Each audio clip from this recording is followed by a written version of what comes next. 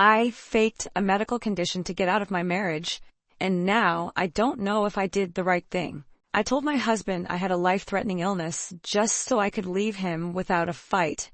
Now, the lie has spiraled out of control. Hi, I'm Lauren, 32. I've been married to my husband Matt for 6 years. At first, our relationship was perfect, or at least it seemed that way. He was charming, funny, supportive, all the things you'd want in a partner. But over time, things changed. He became controlling, dismissive, and honestly, emotionally abusive. He would belittle me in front of friends, micromanage every aspect of our lives, and twist every argument into something that was somehow my fault. I know what you're thinking. Why didn't I just leave? I've asked myself the same question 100 times. The truth is, I tried. Every time I brought it up, Matt would guilt me into staying. He'd say things like, "You're giving up on us," or "You're throwing away everything we built." And for a long time, I believed him, until about 3 months ago when I realized I couldn't do it anymore. That's when I came up with the plan. One night, after another argument that left me feeling drained and hopeless, I had a thought I couldn't shake. What if I gave him a reason to let me go?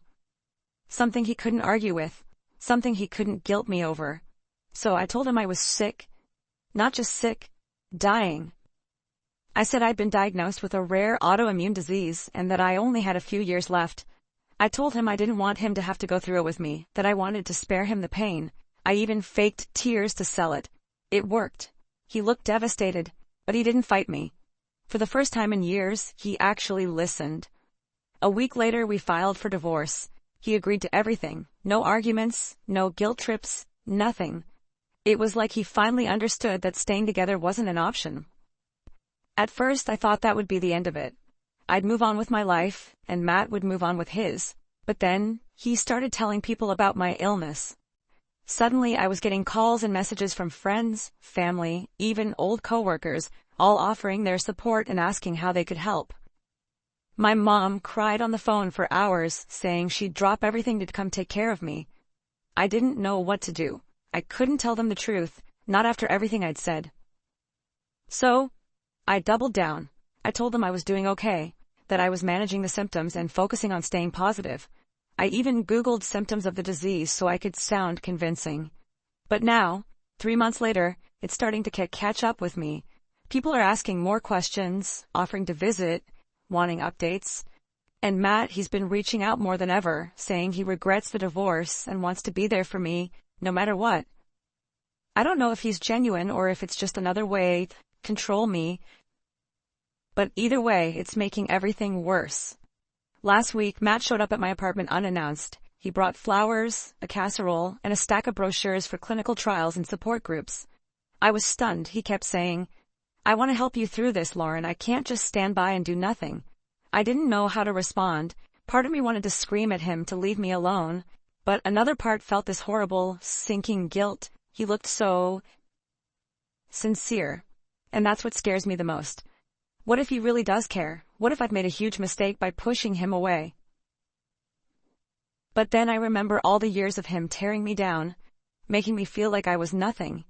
And I wonder, does it even matter if he's genuine now? Or is it too little, too late? The guilt is eating me alive. Every time I see my mom's worried texts or hear my friends' voices cracking with concern, I feel like the worst person in the world. But at the same time, I'm free. For the first time in years, I can breathe. I can make my own decisions without Matt hovering over my shoulder. But freedom built on a lie doesn't feel like freedom at all. I'm constantly looking over my shoulder, waiting for the day someone figures it out. And I keep asking myself, should I come clean? Should I tell Matt, my family, everyone, the truth? Or would that just make everything worse? Update. I've been reading some of your comments and they've really made me think.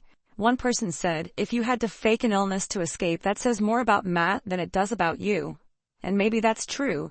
But does that justify what I've done? Another comment said, you need to come clean. Lies have a way of unraveling, and the longer you wait, the worse it'll be. I know they're right, but the thought of admitting everything is terrifying. What if my family never forgives me? What if Matt uses it against me? I finally made a decision. I told my mom the truth. I couldn't keep lying to her. It felt like a betrayal every time she told me how proud she was of my strength. When I sat her down and explained everything, I was shaking so hard I could barely get the words out. At first, she just stared at me, completely silent. Then she said, "Why, Lauren? Why would you do something like this?" I tried to explain about Matt, about how trapped I felt, about how I thought it was the only way to escape without him manipulating me into staying. She didn't say much while I talked, but her face was a mix of anger, hurt, and something else I couldn't quite place. When I finished, she said, "You should have come to me. I would have helped you." Hearing that broke me. I realized how much I'd isolated myself over the years, how much I'd convinced myself that no one could help me because Matt had made me feel like I didn't deserve help. I told her as much, and for the first time in a long time, I let myself cry in front of her.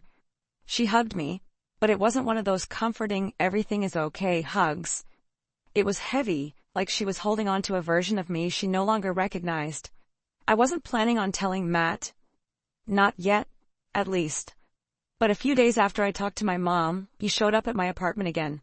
He had a look on his face I'd seen a million times before, that mix of frustration and determination that always meant he was about to bulldoze over my boundaries. He said, "Lauren, I'm not leaving until we talk about this. I don't care if we're divorced, I still care about you." For a split second, I thought about doubling down on the lie, spinning some story about needing space for my treatment. But I couldn't do it, not after telling my mom the truth. So I took a deep breath and said, "Matt, there's something I need to tell you. I'm not sick. I never was." He froze, and for a moment I thought he hadn't heard me. Then his face changed, confusion, anger, disbelief, all at once. He said, "What the hell are you talking about?" I told him everything. How I'd felt trapped in the marriage, how I knew he'd never let me leave without a fight, and how I'd come up with the lie because I thought it was the only way out. I didn't sugarcoat it and I didn't make excuses. I just laid it all out there. When I finished, he laughed, a bitter, hollow laugh that sent chills down my spine. He said, "So all of this, the divorce, the sympathy, the guilt, you did it to get away from me? Was I really that terrible to you?" I didn't know what to say, because the truth is, yes, he was that terrible. But saying that felt cruel, even after everything we'd been through. Matt didn't take it well, to say the least. He started pacing around the room, throwing out accusations. "You're a liar, you're manipulative, you're just as bad as you think I am." And honestly, part of me agreed with him. I had lied, and it was a big lie. But then he said something that reminded me why I'd done it in the first place. He said, "If you just listened to me, none of this would have happened." That was it. That was the moment I realized I'd made the right choice, even if I'd gone about it the wrong way. Because even in that moment, when he should have been focused on his own hurt, he was still trying to control the narrative, to make it about me not meeting his expectations. I told him, "Matt, I'm sorry for lying, but I'm not sorry for leaving. I had to save myself, even if I did it badly." He didn't have much to say after that. He just grabbed his things and left. I haven't heard from him since, and I don't think I will. Part of me is relieved, but another part feels this gnawing guilt that I don't know how to shake. Telling my mom was the first step, but it wasn't the last. I knew I owed the truth to some of the people who had been supporting me through my fake illness. My closest friends, my sister, even a coworker who'd organized a fundraiser for my treatment. Those conversations were some of the hardest I've ever had. Most people were shocked, some were angry, and a few even cut me off entirely. But there were also people who surprised me. My best friend Jenna said, "Look, I don't agree with what you did, but I get it. You were in survival mode. That doesn't make you a bad person, it makes you human." That was the first time I felt like someone truly understood. My sister, on the other hand, wasn't as forgiving. She called me selfish and said I'd made a fool out of everyone who cared about me. She told me she didn't know if she could trust me anymore, and honestly, I don't blame her. Trust is something I'm going to have to earn back, one step at a time. So, where does that leave me? For the first time in years, I feel like I'm starting to figure out who I am outside of Matt. Outside of the lie, outside of everything that's defined me for so long. I've started therapy, which has been a game changer.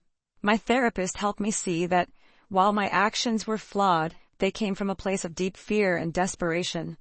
She said something that stuck with me. You're not a bad person, Lauren. You just didn't know how to ask for help. I've also started journaling, which has been surprisingly therapeutic. Writing down my thoughts helps me untangle the mess in my head and figure out what I actually want moving forward. Right now, what I want is simple. Peace. No more lies, no more manipulation, just a chance to live honestly and on my own terms. I don't know if I'll ever fully forgive myself for the choices I made, but I'm learning to accept them.